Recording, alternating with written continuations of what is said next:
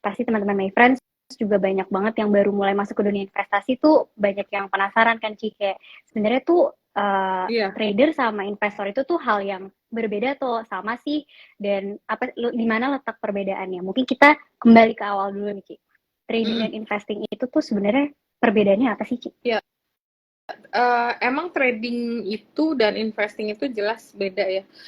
Kalau misalnya kita invest itu biasanya lebih satu jangka panjang, lebih ada Hmm. time frame-nya itu pasti lebih panjang dan memang kalau misalnya kita mau menargetkan sesuatu yang lebih besar, kita tuh harus lebih mungkin lebih lama. Jadi potensial gain itu jauh Hmm. lebih gede. Jadi memang dan orang tuh suka bilang gini loh, investor itu beli kalau lagi turun terus jual ketika lagi naik. Kalau Iya, iya. trader beli ketika naik. Jadi kalau udah naik baru dibeli. Nanti kalau udah turun ada jual. Jadi umum lah biasa orang Oke. hold dulu sampai saham itu berbalik arah nggak jadi naik lagi kayak udah mulai capek baru mereka jualan. Itu mungkin yang Hmm. paling gampang kita definisikan mungkin kayak dari time frame terus sama biasa kan kalau trading itu kan mencari keuntungan dalam jangka pendek tapi lebih sering keluar masuk. Kalau I invest tuh see. biasa kita banyak kan buy and forget. Jadi beli itu lupakan, kita cari dari dividen yield, cari juga Mm-mm. dari kenaikan daripada saham itu Capital juga. gain-nya. Mm-mm.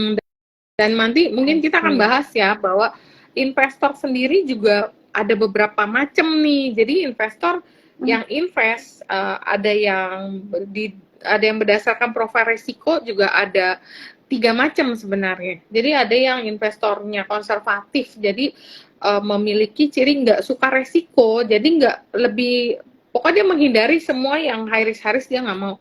Jadi biasa investor ini nyaman dengan keamanan model investasi serta hasil yang pasti. Jadi umumnya pasti invest di Hmm. company Hmm. yang blue chip, yang tingkat LQ45 gitu ya Ci ya? ya yang lebih aman lah ya. Oh. Terus nggak mau ambil resiko, jadi mereka mereka nggak mempersoalkan misalnya returnnya kecil. Kan kalau blue chip itu atau LQ45 kan pasti Hmm. returnnya seringkali itu lebih kecil dibanding yang barang-barang yang third liner yang returnnya bisa arah. Kalau blue chip kan mana bisa arah, jarang banget kan arah. Hmm. Tapi Hmm. on the Hmm. other hand, untuk ARB juga dia sangat kecil resikonya.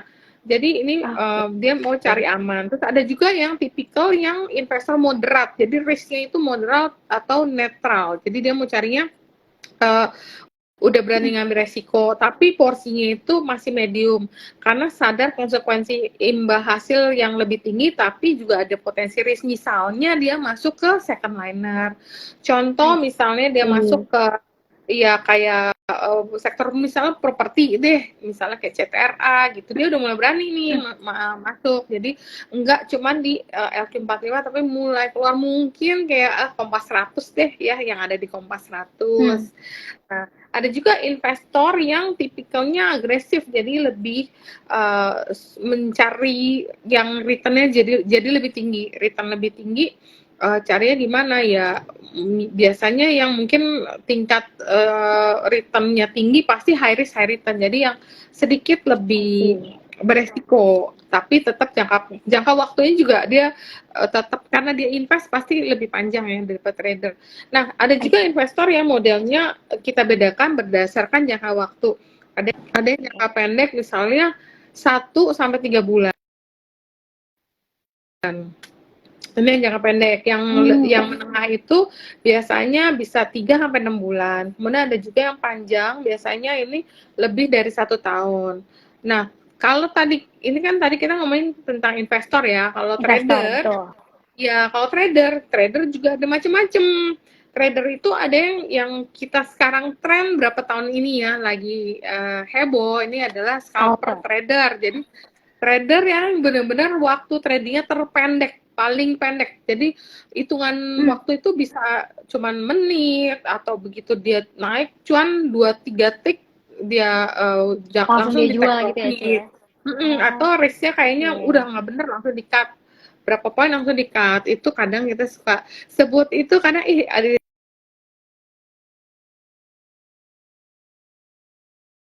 scalper. Jadi dia lebih mementingkan quantity dibanding quality transaksi. Dan tingkat keuntungan yang mereka cari umumnya juga bisa seringkali lebih pendek, tapi nggak nutup kemungkinan juga mereka karena masuknya gede, kalau itu harga sahamnya pas beli dia seringkali itu aku perhatiin scalper itu sering sekali beli saham yang ARB itu mereka suka juga. Jadi begitu ARB 2-3 hari mereka beli, begitu ARB kebuka mereka beli dalam jumlah besar, berapa poin mereka kabur.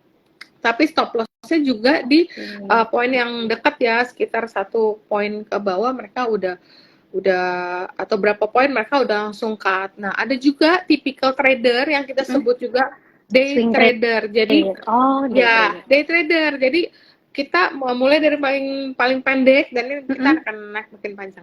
Day trader ini biasa mainnya harian. Jadi beli pagi BPJS, beli pagi jual sore. Jadi ada juga istilah kayak gitu. Jadi beda pengertian berarti BPJS-nya ya. Iya. Banyak. Jadi kalau dia udah beli terus udah sore nih, udah cuan, ya udah ditutup deh semuanya, yang untung rugi dibuang. Ada juga tipe yang satu macam lagi yaitu swing trade. Jadi trader ini punya jangka waktu lebih panjang. Jadi mulai dia semacam kayak investor tapi dia lebih pendek aja. Jadi harian kadang dia swing, untung dia jual, atau dia bisa keep juga seminggu atau sebulan. Tapi biasanya trader ini mengandalkan analisa teknikal, analisa fundamental, berita atau info. Kemudian ada juga satu namanya position trader. Jadi trader yang punya jangka yang baru. Iya, jadi ini memang trader tapi dia jangka waktunya lebih panjang lagi. Ini udah hampir sama kayak investor sih sebenarnya. Cuman dia ya kadang dia nggak nunggu sampai bertahun-tahun kayak investor jangka panjang gitu. Cuman dia pakai analisa kalau teknikal dia rasa masih nyaman, masih bagus, dia hold terus. Tapi kalau misalnya teknikalnya udah mulai melemah atau udah mulai patah tren, itu dia bisa jual. Jadi ini namanya position trader. Nah itu beberapa kayak yang membedakan lah secara gampang kira-kira investor dan trader tuh kayak gimana gitu loh. Oke, berarti benar-benar titik pembedanya itu lebih di time frame itu ya, Ci ya? Iya. Tapi mungkin ada garis abu-abu lah antara swing trader, position trader, dan juga investor. Betul nggak, Ci? Iya. Itu agak-agak mirip sih. Oke, tapi kalau misalnya pertanyaannya gini nih, Ci, mana sih yang lebih menguntungkan dari tipe-tipe trader itu gitu? Mana sih yang lebih menguntungkan, jadi swing trader kah, jadi scalper kah, atau jadi position trader? Itu balik lagi ke risk profile-nya orangnya. Jadi kalau misalnya aku orangnya nggak suka nyimpan barang. Ada orang yang mau nyimpan barang, pokoknya dia untung rugi dijual. Ada juga yang nggak suka main pendek karena kan untungnya kecil, jadi mereka mau simpen. Jadi itu balik lagi ke orang punya resiko masing-masing. Ya, satu profil resiko, kemudian kenyamanan kita. Kayaknya aku lebih cocok nih jadi swing trader. Kayaknya aku sering untung. Kadang aku dapat saham beggar yang berlipat-lipat karena aku nge-swing, istilah nyimpen agak lama, ternyata lebih menguntungkan. Jadi kita susah ngomong. Ada juga yang scalper kayak yang bisa pas market turun karena dia jarang nyimpen barang, untung rugi dia buang. Setiap hari dia square, pas market turun dia nggak ngerasain turun. Jadi kan ada plus minus juga ya. Tapi kalau aku sih aku lebih suka sebagai swing trader. Jadi nyimpen agak lama sambil kita kawal gimana sih kira-kira memahami sampai dianalisis masing-masing gitu ya, Ci. Benar. Oke. Berarti my friends, kembali lagi nih ke profil resiko. Kita sering banget juga nih, Ci, mention kan sebelum di sesi IG Live yang ini, kita juga sempat ada investor pemula. Nah, itu juga sempat dibahas tuh tentang profil resiko masing-masing. Dan jadi kembali lagi, kalau my friends mau mulai masuk ke dalam dunia investasi dan mau coba trading, baik lagi tuh dicek profil resiko buat my friends tuh seperti apa sebelum mau memutuskan kira-kira nyamannya tuh mau sebagai trader seperti apa gitu berarti ya. Baik lagi di profil resiko.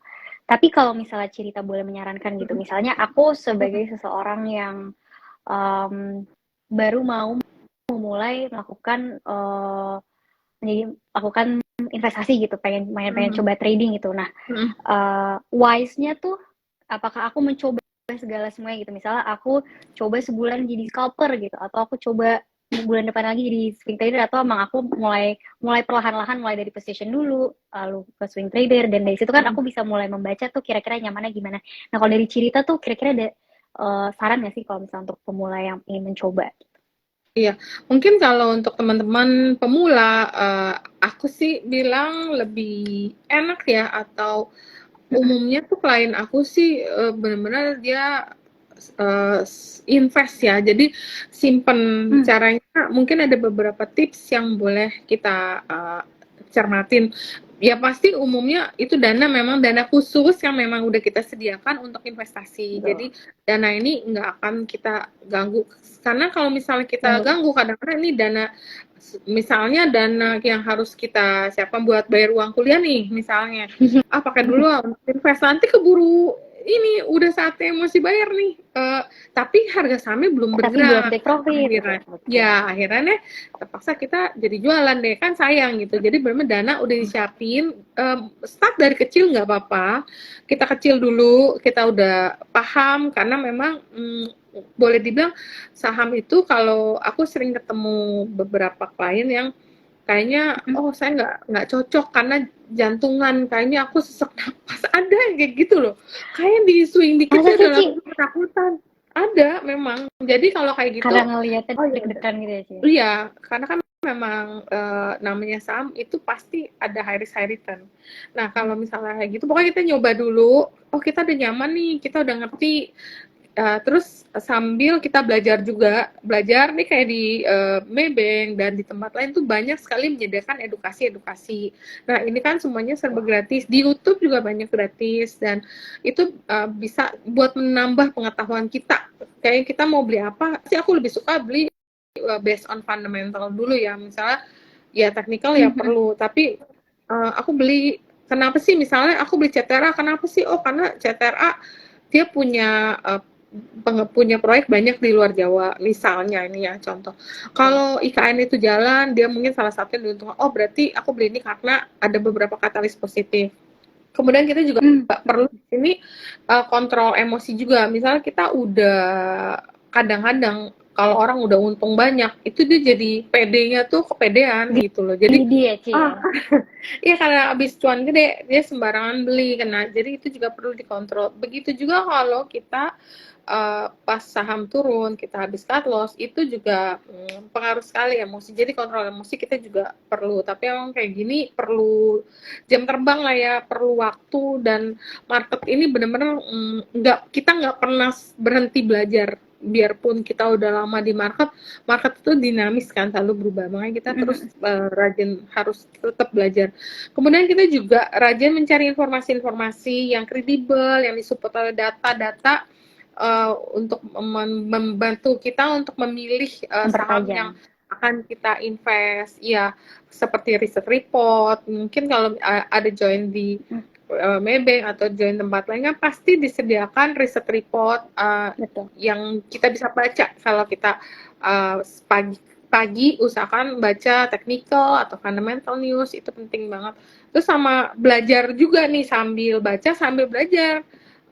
Kayak apa sih nih garis-garis support, resist, kayak gitu, dan belajar juga fundamental. Mungkin ya nggak usah yang susah-susah dulu, yang paling gampang ya paling sama rajin ikut edukasi ya, yang kayak gitu ya, sama mungkin yang Instagram live kayak gini ya, Ci, berarti ya? Ya, nanti dipandu sama kalian. On the right track. Iya benar. Terus mungkin ada juga yang kelihatannya nggak kerasa tapi sebenarnya penting, yaitu money management. Karena money management itu biasanya orang suka jaga risk biar kita nggak invest cuma di satu saham doang. Jadi mungkin biasa sih aku taruh di beberapa saham ya, karena kalau satu ya turun, kita masih ada satu yang bisa menjaga. Terus misal di satu sektor kita pilih aja, misal contoh banking itu top 4 ada Mandiri, BBRI, BCA, BNI. Mungkin kita pilih satu atau dua, biar nanti kalau lagi turun nggak bareng gitu, nggak pusing nanti kamu. Kalau misalnya dananya contoh ada 100.000, tapi semuanya diinvest di sektor di yang satu tempat. sama. Itu kan biasanya basket play ya istilahnya, satu naik yang lain ikut karena itu memang satu basket. Satu Nah itu sektor lah ya, betul. ya makanya dibilang jangan taruh telur dalam satu keranjang. Sama siapin begitu kita beli saham kita udah persiapin nih.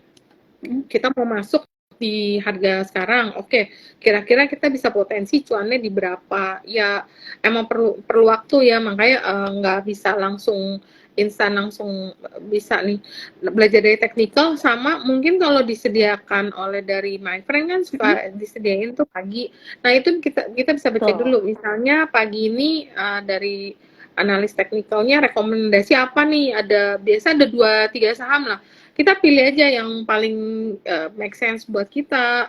Kayaknya contoh misal rekomendasi Barito, tapi saat ini kayaknya harga oil lagi naik. Kalau oil naik, biasa kan Barito itu kurang dapat sentimen positif. Oh ya udah yang ini nggak usah. Nah kita pilih yang ini aja, tapi kita udah baca teknikalnya masuk di berapa, kita mau exitnya nanti di berapa. Kalau buat yang trading terutama terus tapi kalau dia gagal naik, dia nggak naik terus tapi malah turun, kita udah mikir nanti kalau harga segitu break kita cut. Jadi udah disiapin juga trading plan-nya.